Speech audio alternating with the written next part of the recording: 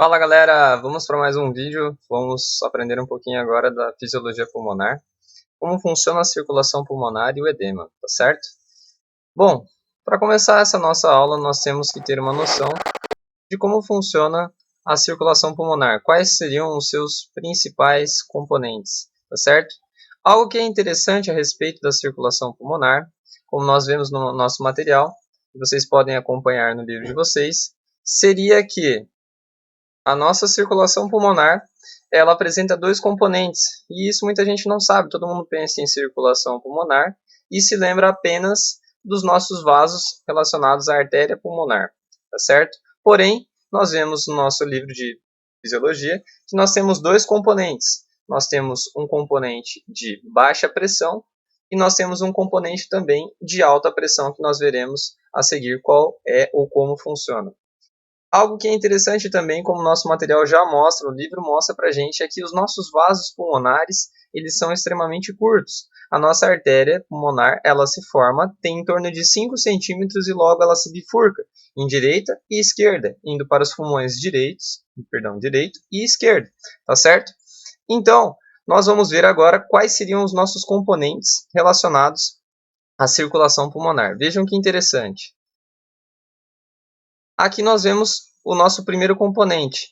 Por incrível que pareça, o nosso primeiro componente da circulação pulmonar não seria a nossa artéria pulmonar, mas sim as artérias ou vasos bronquiais. Essas artérias bronquiais, elas saem diretamente da nossa aorta e elas estão relacionadas à nutrição dos nossos vasos, ou perdão, dos nossos órgãos respiratórios, tá certo?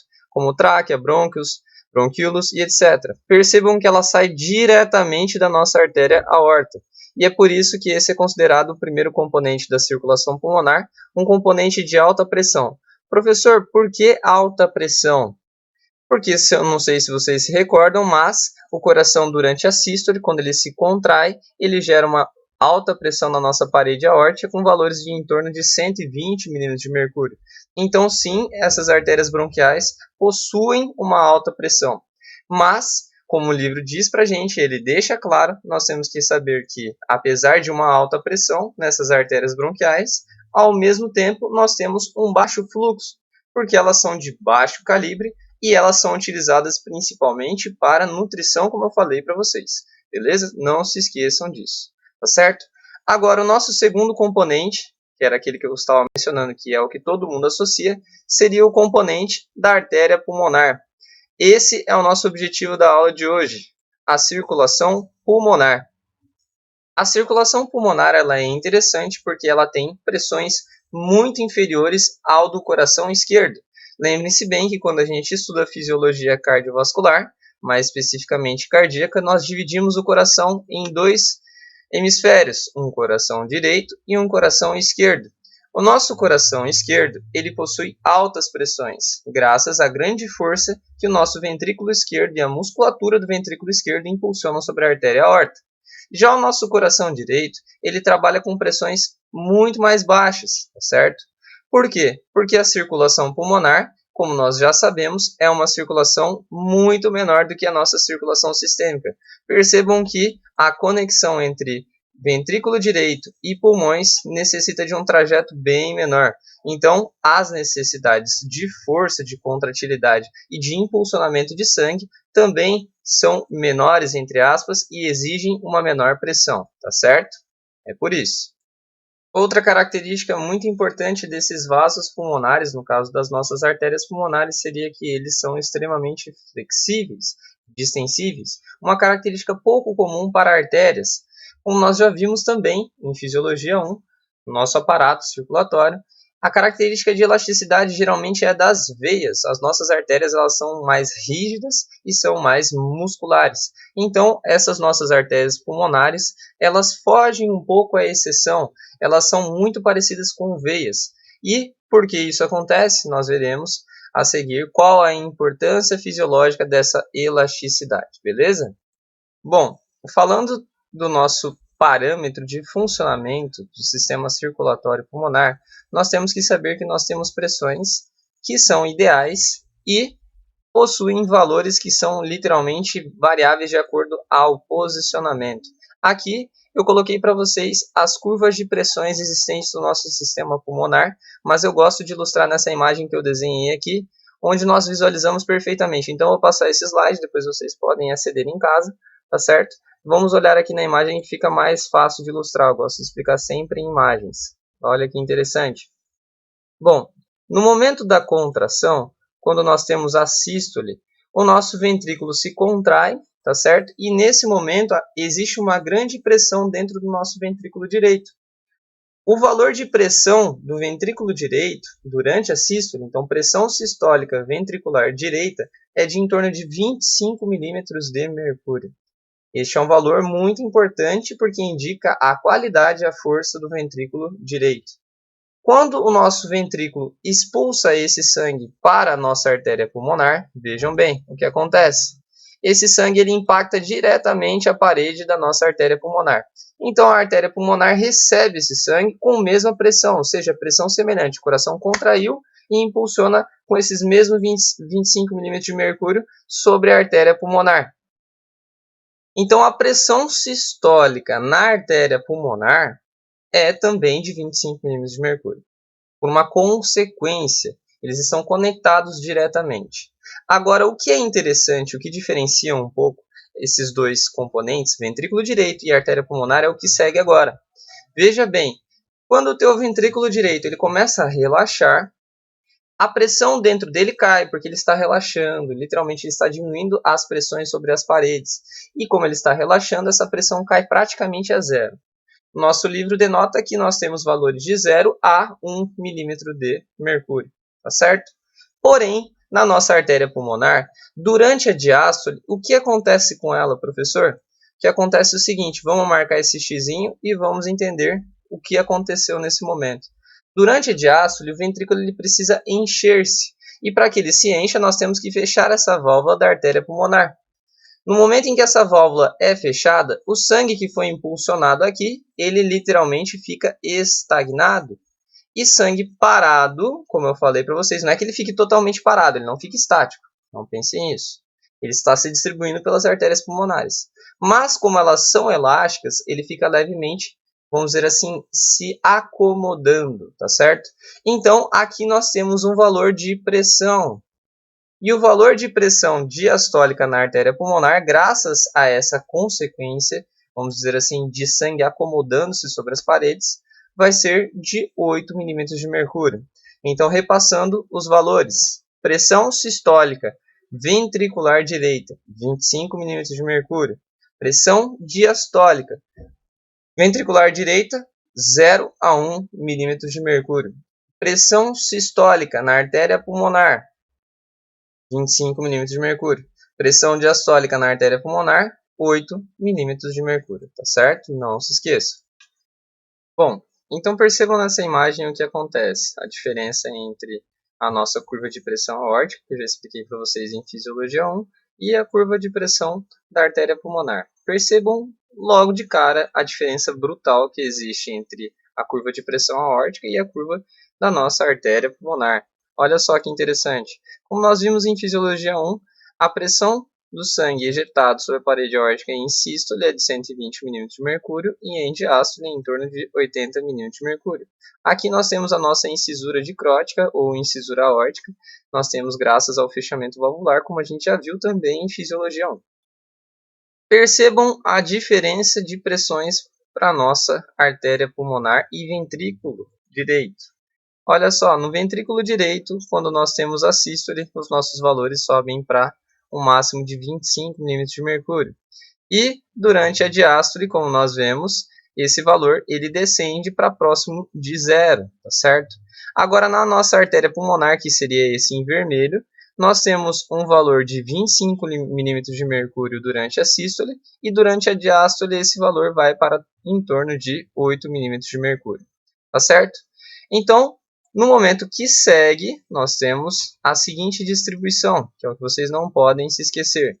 Olha só, deem ênfase a essa pequena imagem que eu mostrei aqui para vocês, que eu coloquei para vocês se recordarem e entenderem o que esse gráfico do livro quer mostrar para a gente.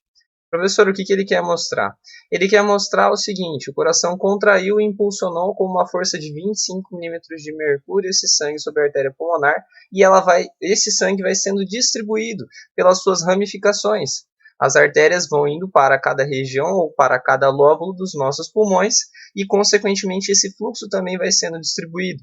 Na medida em que ele vai sendo distribuído, ele vai perdendo força, vai perdendo intensidade e força sobre as paredes das nossas pequenas artérias, chegando a uma pressão arterial média de 15 milímetros de mercúrio e uma pressão capilar média de 7 milímetros de mercúrio, que seria isso daqui, ó. A nossa pressão arterial pulmonar média é essa daqui, ó, de 15 milímetros de mercúrio, e nos nossos capilares ela tem um valor de 7 milímetros de mercúrio, como estará nos próximos slides para vocês. Olha só que interessante, está aqui, ó, no nosso próximo material. Acompanhem que a nossa pressão capilar é de 7 milímetros de mercúrio e a nossa pressão pulmonar vai ter uma média de 15 milímetros de mercúrio. Outro valor parâmetro muito importante que o livro já aponta de início para a gente é a conhecida como pressão de enclavamento pulmonar.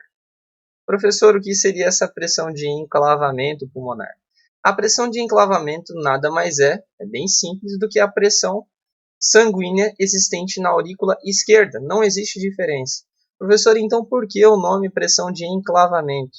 Porque foi obtido de maneira indireta a partir da passagem de uma microestrutura desde o coração direito até o coração esquerdo, chegando na aurícula esquerda, enclavando essa estrutura, que seria como se fosse uma espécie de micropipeta ou microcatéter, tá certo? E essa pressão de enclavamento pulmonar na nossa aurícula esquerda tem um valor de 5 milímetros de mercúrio, ou seja, aqui dentro da nossa aurícula esquerda, o sangue ele pressiona as nossas paredes com um valor de em torno de 5 milímetros de mercúrio, tá certo? Não se esqueçam disso. Bom, agora vamos saber um pouquinho a respeito de quanto fica reservado aos pulmões, ou seja, qual seria o volume sanguíneo destinado aos nossos pulmões.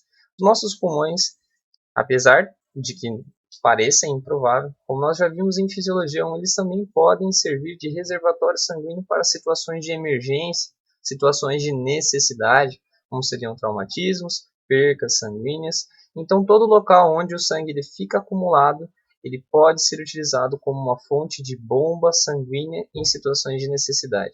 Então, o volume sanguíneo pulmonar ele se encontra com um valor de em torno de 450 ml, que seria mais ou menos 9% do nosso gasto cardíaco. Não sei se vocês se lembram, mas o nosso gasto cardíaco ele é de em torno de 4 a 5 litros, dependendo, e isso seria equivalente então aos 450 ml.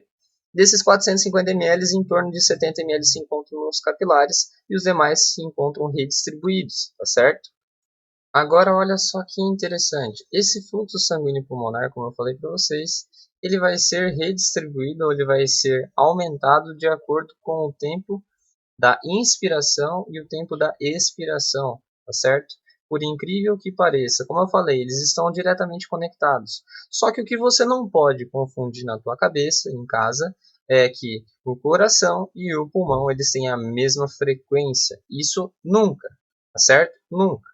O coração ele tem uma frequência de contrações de batimentos, que nós já vimos que vai de 60 a 100 batimentos por minuto, é a nossa frequência cardíaca normal. Já o pulmão, não. O pulmão tem uma frequência respiratória muito mais baixa e nós veremos o porquê ou quais são os efeitos e as relações que existem entre os dois. Agora, se eu tenho que relacionar o ciclo respiratório com o envio de sangue do coração aos pulmões, funciona da seguinte maneira. Vou mostrar aqui no pente para vocês, tá certo? Inclusive nessa apresentação, nesse mesmo dispositivo, nós podemos ver o que acontece, tá certo? Olha só. Muito bem, então vejam aquilo que acontece, perdão pelo desenho, tá certo? Os desenhos sempre são muito feios, ainda mais imagina no pente, né? Então, olha só o que acontece, olha que interessante.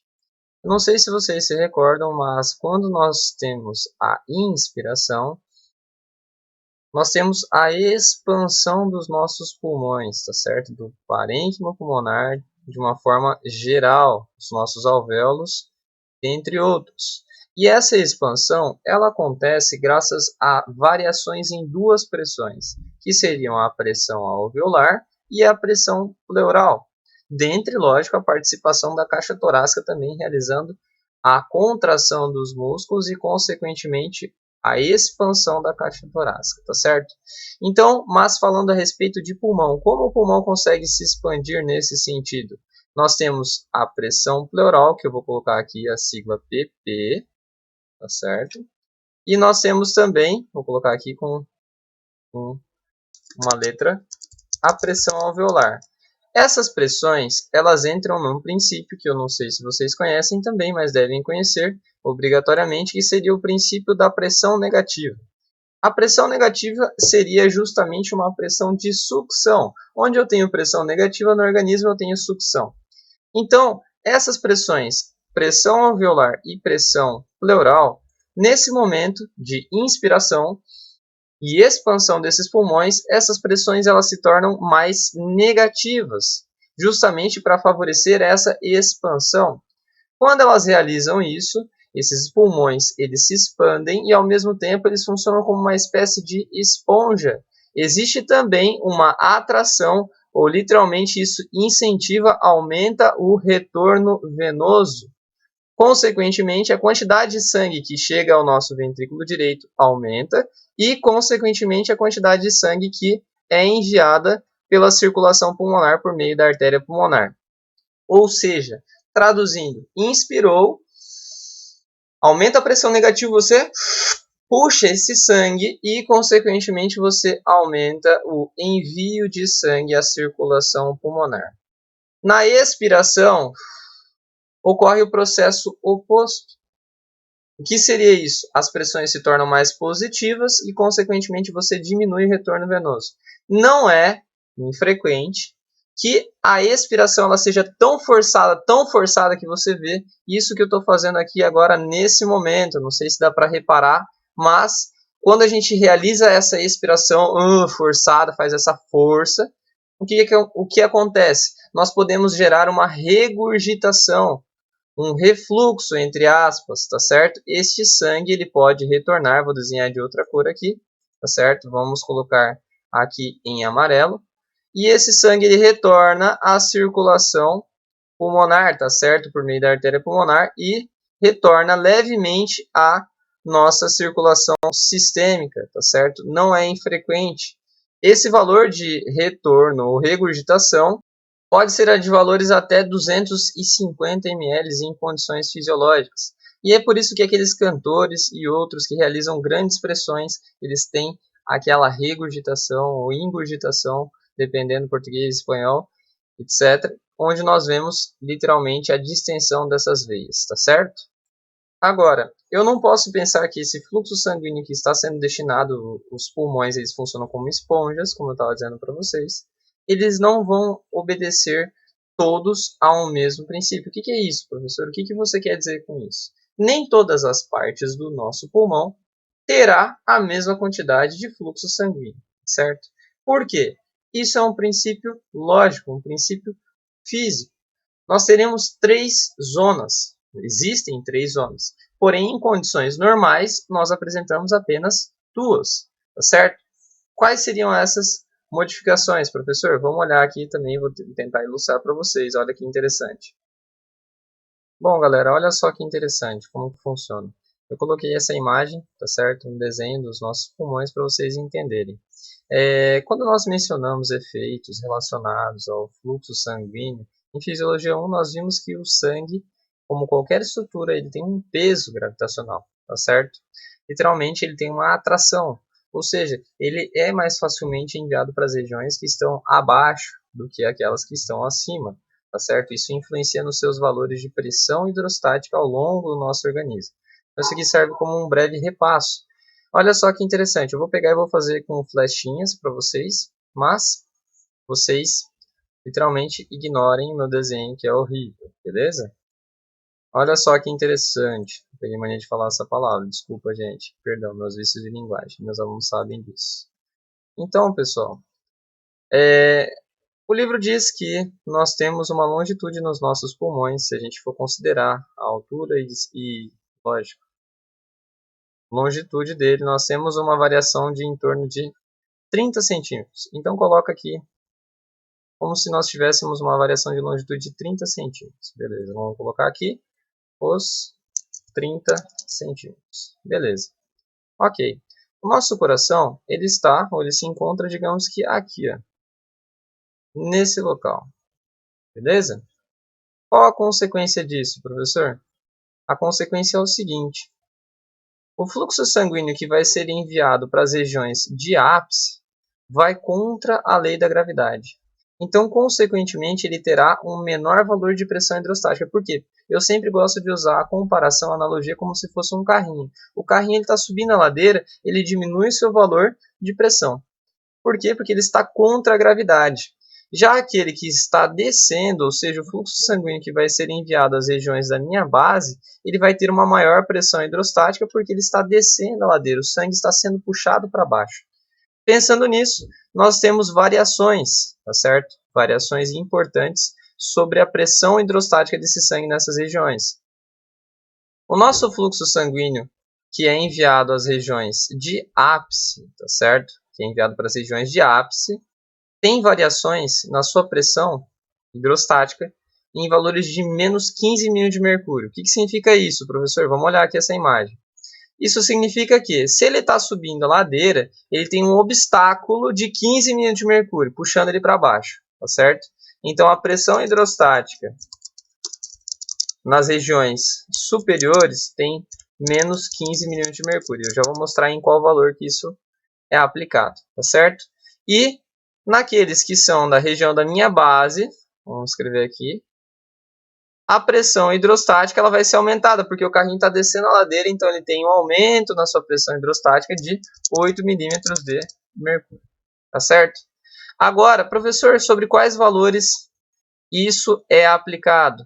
Esses valores são aplicados sobre as nossas curvas de pressão pulmonar. De pressão pulmonar.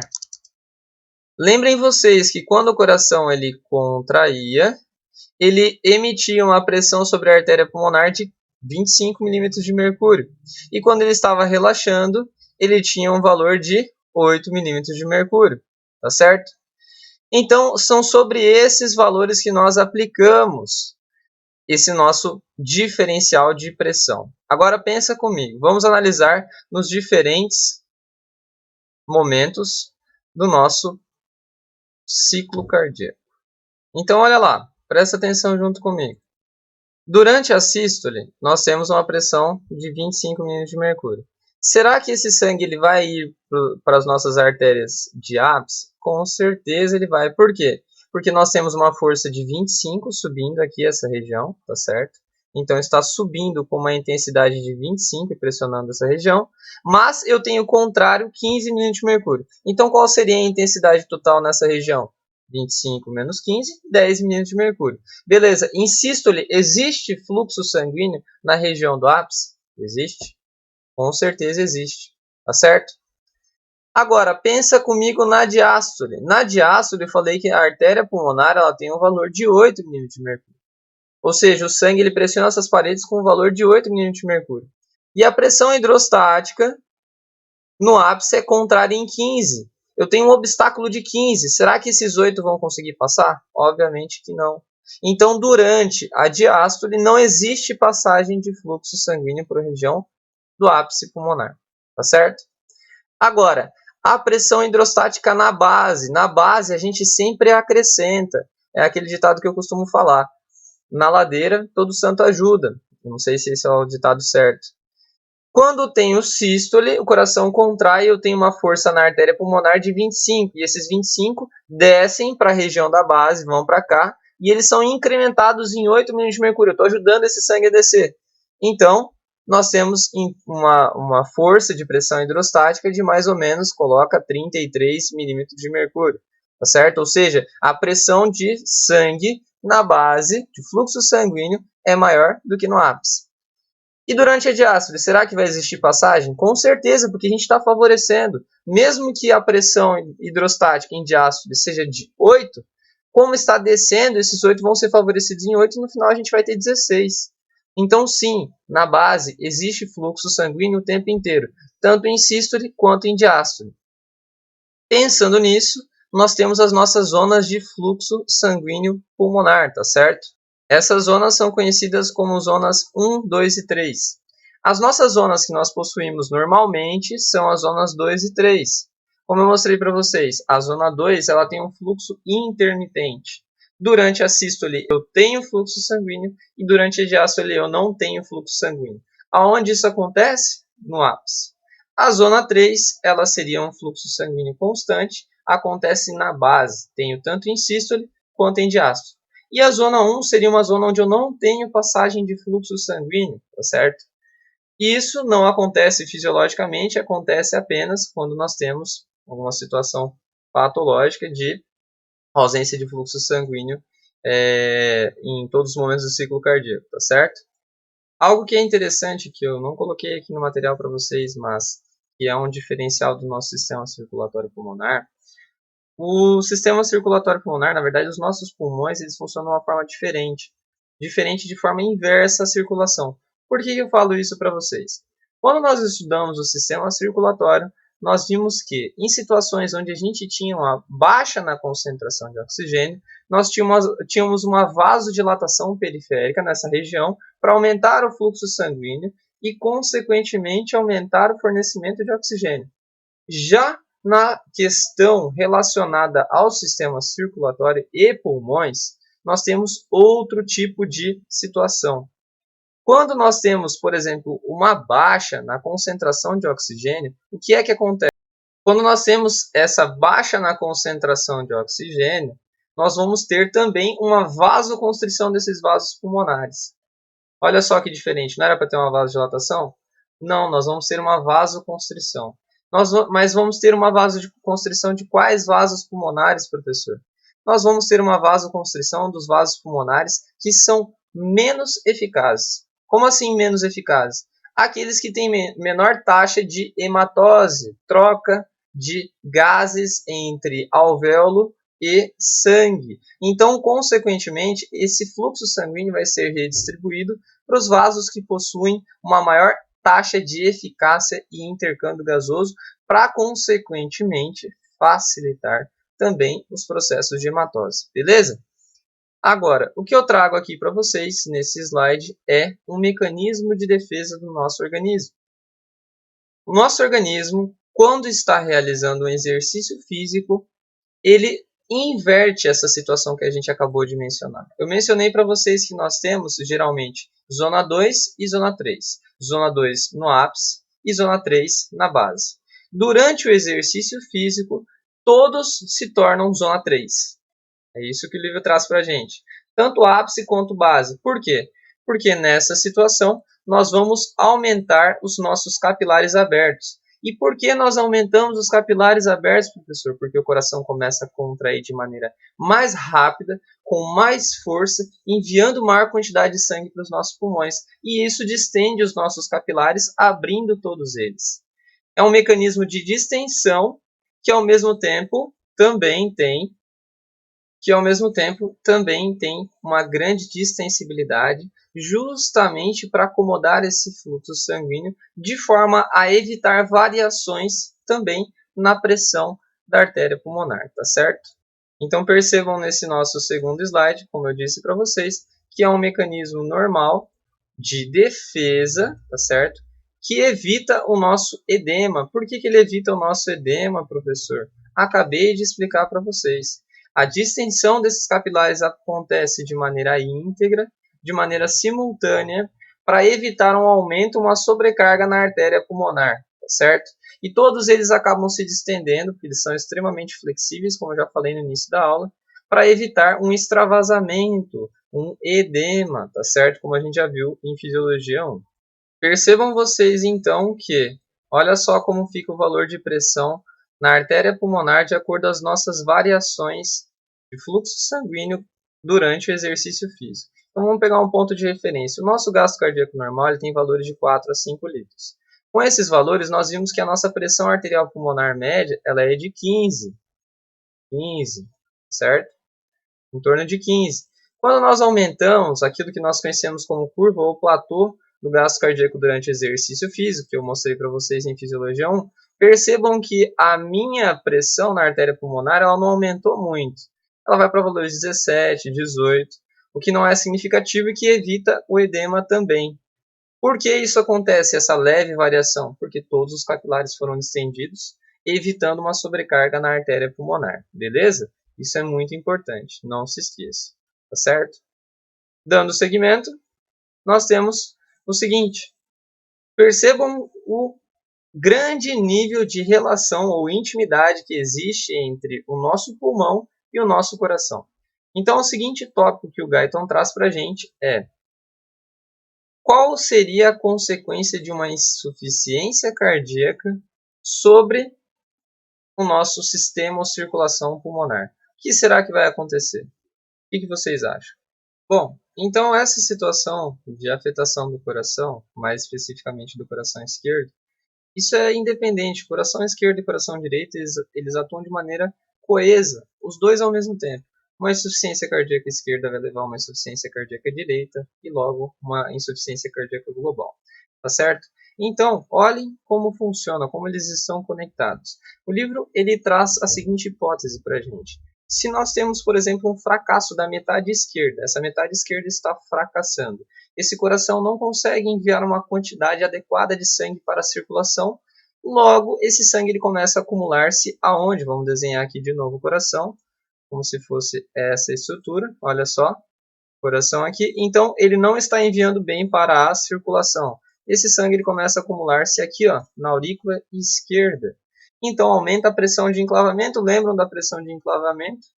Pressão auricular esquerda, consequentemente o sangue que se encontra nas nossas veias pulmonares, e se aumenta a pressão hidrostática aqui nessa região, nós temos um aumento da pressão hidrostática, a consequência que vai se acumulando nos nossos capilares e possivelmente o edema. E como a gente já falou em Fisiologia 1, uma das causas principais de edema é o que? Aumento da pressão hidrostática. Pressão de líquido sobre as paredes faz com que esse líquido extravase. Tá certo? Não se esqueçam disso. Agora, falando um pouquinho da dinâmica capilar pulmonar. A dinâmica capilar pulmonar ela é diferente da dinâmica da nossa circulação em geral. A nossa circulação em geral ela tinha diferentes valores de pressão hidrostática do extremo arteriolar e extremo venular, como eu falei para vocês em Fisiologia 1. Esses valores eles são muito menores na nossa circulação pulmonar. A nossa pressão hidrostática pulmonar, capilar pulmonar, ela é de 7 milímetros de mercúrio. Então percebam como esses vasos eles são frágeis e possivelmente eles têm ou devem ser preocupantes em situações de edema. Então olha só o que eu trouxe aqui para vocês. Primeiro fator, a pressão capilar funcional é baixa, tá certo? É baixa. A nossa pressão coloidosmótica se mantém a mesma. Os nossos alvéolos, eles têm paredes finas, então percebam como é uma região muito frágil e muito delicada. Então vamos ver como pode acontecer o edema ou quais seriam as nossas transições ou intercâmbios que acontecem nessa região. Essa imagem ela resume todos esses valores que eu acabei de mostrar para vocês. A nossa pressão capilar ela tem um valor de 7, pressionando as nossas paredes. A pressão coloidosmótica, que existe graças à albumina, que mantém esse líquido dentro do nosso capilar, é de 28. Nós temos aqui uma pressão intersticial negativa de 8 milímetros de mercúrio, tá certo?